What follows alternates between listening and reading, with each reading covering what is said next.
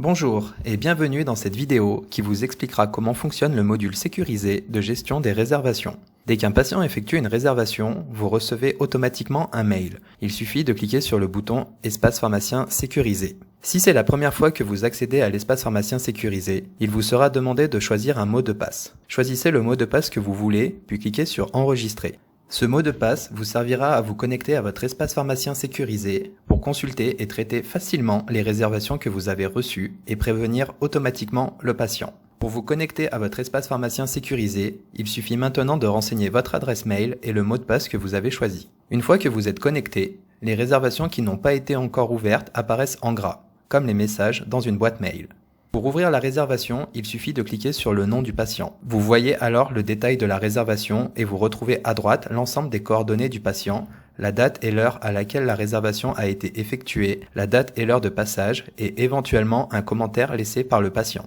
Vous avez la possibilité d'imprimer facilement sur la même page la réservation et l'ensemble des informations présentes sur la droite en cliquant sur « Imprimer ».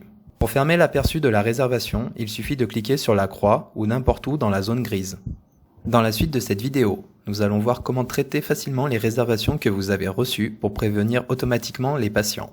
Une fois que la réservation a été préparée, il vous suffit de cliquer sur « Traiter ». Une fenêtre s'ouvre et un mail est rédigé automatiquement. Si besoin, vous pouvez modifier le mail en cliquant sur « Modifier le mail ». Si le patient a demandé d'être alerté par SMS au moment de la réservation, vous verrez l'aperçu du SMS qui sera envoyé. Pour envoyer automatiquement le mail au patient et le cas échéant le SMS, il suffit de cliquer sur « Valider ».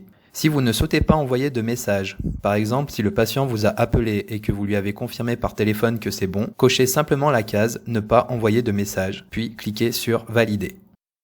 Si la réservation n'a pas pu être préparée, il suffit de cliquer sur « Rejeter », puis le fonctionnement est identique. Une fois que la réservation a été traitée, elle est déplacée automatiquement de la zone réservation à traiter à la zone réservation traitée. Cette vidéo touche à sa fin. Merci pour l'avoir regardée et si vous avez envie de partager ce que vous pensez de cette vidéo ou si vous avez des questions, n'hésitez pas à nous le dire dans les commentaires. Merci et à bientôt.